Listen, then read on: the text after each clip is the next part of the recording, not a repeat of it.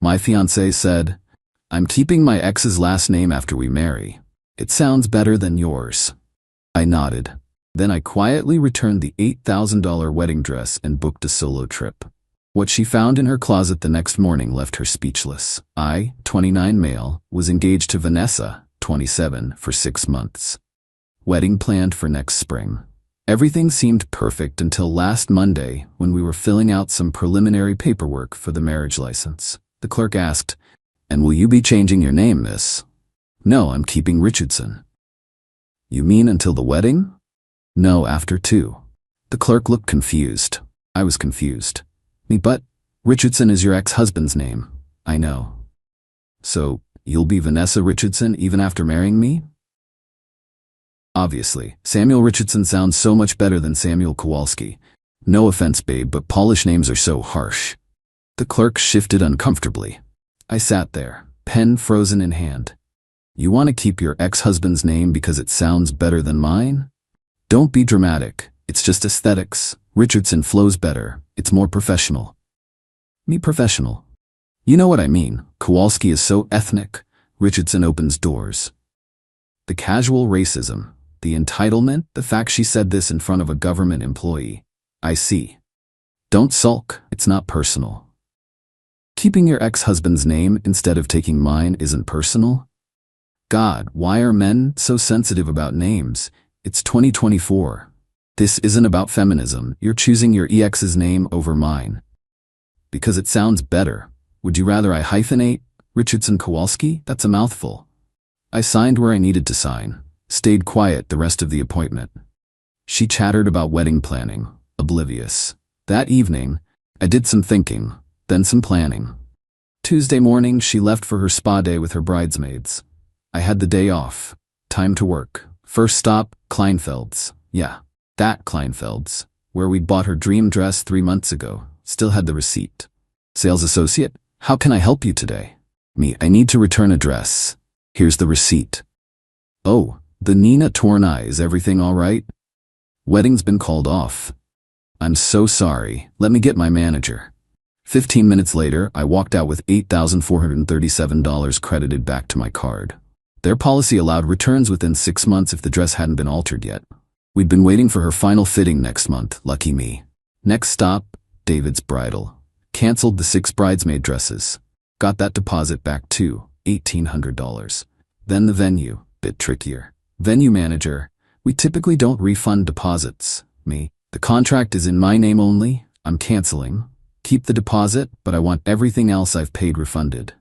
Manager, that's still $6,000 in non-refundable.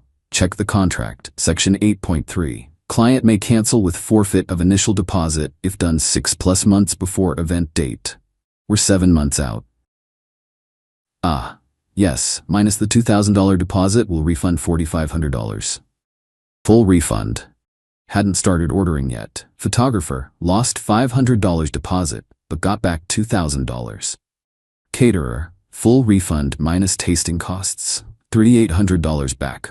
By 3 p.m., I'd recovered nearly $20,000 of wedding expenses.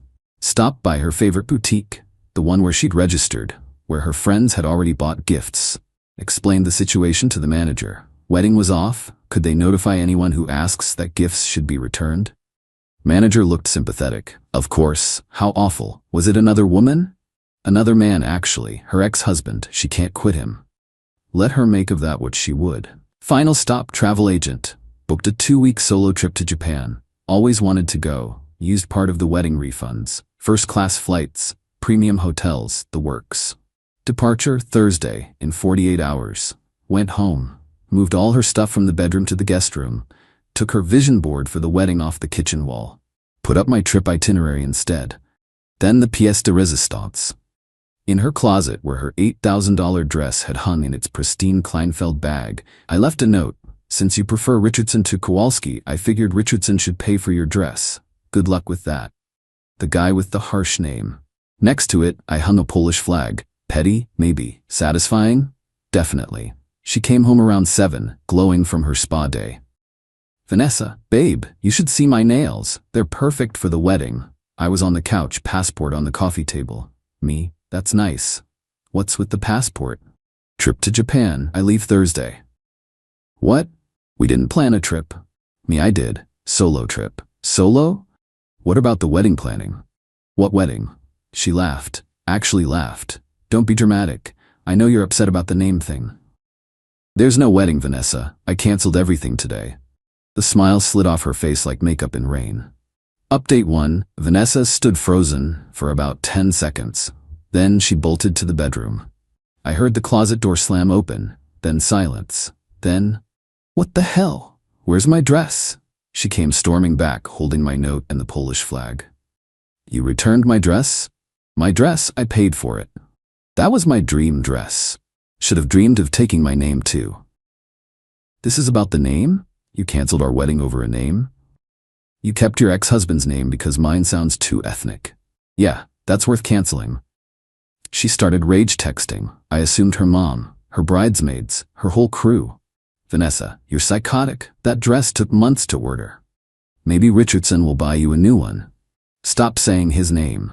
It's your name, the one you chose, the one that opens doors. Her phone started ringing. She answered. Mom?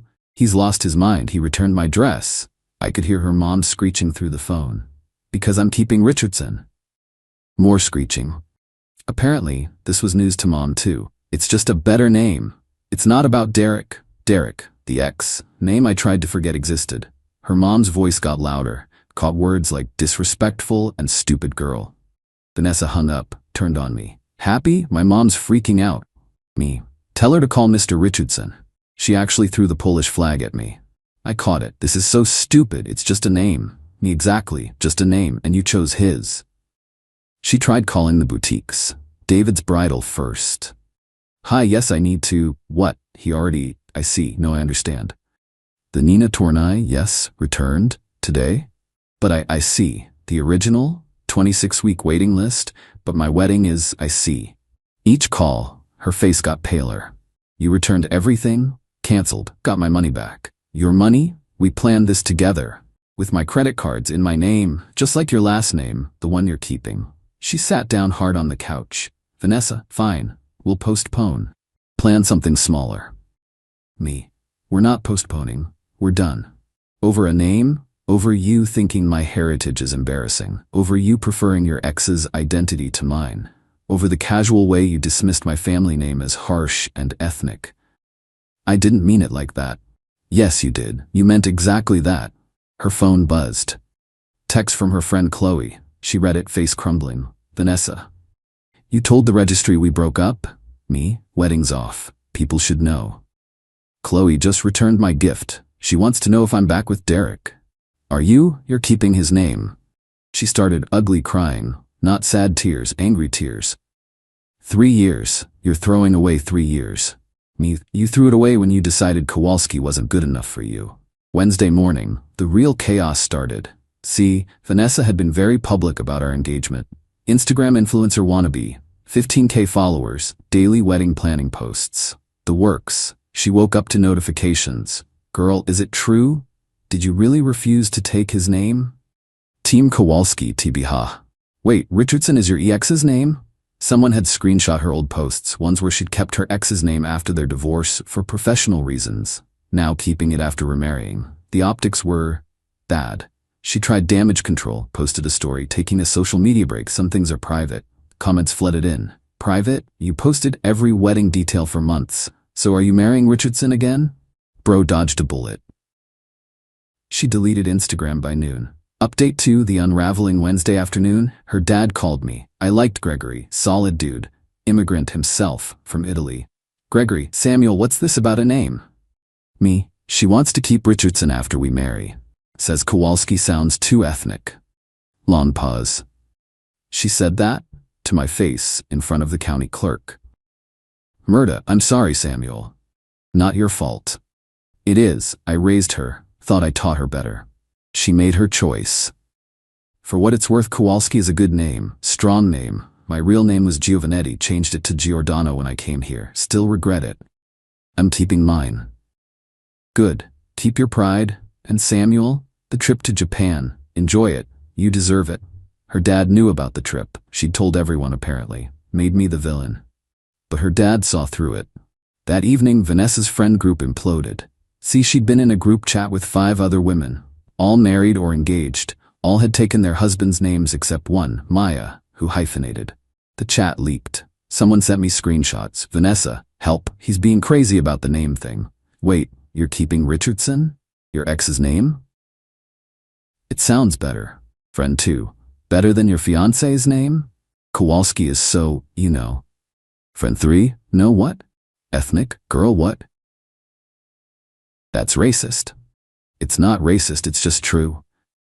Friend 4, I'm Polish. You know what I mean? I really don't. This is gross. You're all overreacting, it's 2024. It's not about feminism if you're keeping your ex's name. Friend 4 left the chat, then friend 2, then Maya. By Thursday morning, my flight day, Vanessa was in full panic mode. Vanessa, you can't leave. We need to talk. We talked. You made your position clear. I'll hyphenate, me. Richardson Kowalski? You said that was a mouthful. Just Kowalski then. Because you want to, or because you want the wedding? Silence. That told me everything. This is so unfair. You're punishing me for being honest. Me, I'm not punishing you. I'm believing you. You told me who you are. I'm listening. She tried another angle. What about the deposits we'll lose? Already lost them, and got most of the money back. That's theft. Check your bank statements. I never touched your accounts, only canceled what I paid for. She actually checked, realized I was right. Her contributions were minimal. She'd bought some decorations, paid for the cake tasting, maybe $500 total. $8,000. The dress was $8,000. Should have been worth changing your name for. As my Uber arrived for the airport, Vanessa, if you get on that plane, we're over. We've been over since Kowalski is too ethnic. I'll tell everyone you abandoned me. Tell them the truth. You chose Richardson, I chose myself. Got in the Uber. Last thing I heard was her screaming about the Polish flag still hanging in her closet. Final update. 2 weeks later, Japan was incredible. Turned off my phone for most of it, just existed. Ate amazing food, saw beautiful places, met interesting people, found peace. Turned my phone on briefly after week 1. 247 texts, 189 missed calls, 73 emails, mostly from Vanessa. Some highlights. Day 2, this is fixable, please come home. Day 3, I'll take your name. Day 5, my parents are so disappointed in me. Day 7, Derek heard what happened. He texted me laughing. That last one was telling. Even her ex found it ridiculous. From her mom, Samuel, I'm ashamed of my daughter. Gregory told me everything. Your family name is beautiful. Come for dinner when you're back without Vanessa. From her friend Maya, hey, you don't know me, but I was in V's friend group. Just wanted to say you did the right thing. She's been problematic for years. That ethnic comment was the last straw for many of us. From my mom, saw Vanessa at the grocery store. She tried to talk to me. I pretended I only speak Polish. You would have been proud. My mom speaks perfect English. Been here 30 years. The pettiness is genetic. When I got back, found out the full scale of Vanessa's implosion. Her influencer career? Dead. Someone had made a TikTok about the bride who wouldn't take her fiancé's name because it was too ethnic, but kept her ex's. Went viral. 2.3 million views. Comments were brutal. Her job? Under review. She worked in DEI, the irony. Someone sent HR the screenshots of her ethnic comments. Hard to promote diversity when you're on record being prejudiced against Polish names. Her friend group? Scattered. The leaked group chat had revealed other issues. Apparently, the Kowalski is ethnic wasn't her first offensive comment. Just the first one that directly affected someone they knew. Her family? Her dad called me to apologize again. Said Vanessa was staying with them, still insisting she did nothing wrong, still keeping Richardson. The best part? Derek, the ex, posted on Facebook. For the record, I've been telling Vanessa to change her name back since our divorce. It's weird. Also, Team Kowalski. Even her ex took my side. A month later now, I'm good. Better than good. That trip reset my entire perspective. Realized I'd been settling, accepting small dismissals of who I am, my heritage, my family. Started dating someone new, a nice woman named Anya, also Polish, thinks Kowalski is a beautiful name. Funny how that works. Vanessa, still single, still Richardson, apparently telling people I was abusive for canceling the wedding. Most people know the truth though. Hard to claim victimhood when you're on record calling Polish names harsh and ethnic. She texted yesterday from a new number. I hope you're happy. You ruined my life over nothing. I didn't respond. But I am happy. Happy I stood up for myself. Happy I didn't marry someone who was embarrassed by my heritage. Happy I kept my dignity and my name. The $8,000 wedding dress? Heard through the grapevine she tried to buy it again. But Mina Tornai released a new collection. Her dress was now last season, available at 40% off. She bought it anyway, still hanging in her closet at her parents' house. Still Richardson, still single. And me? Still Kowalski, still proud. Still have that Polish flag. It's hanging in my apartment, not in a closet, but right in the living room, where everyone can see it. Turns out keeping your ex's name because your fiancé sounds too ethnic is a great way to end up with no fiancé at all. Just you, your ex's name, and a very expensive dress with nowhere to wear it. Karma's not always instant, but when it comes to disrespecting someone's heritage, it's pretty thorough. Na zdrowie.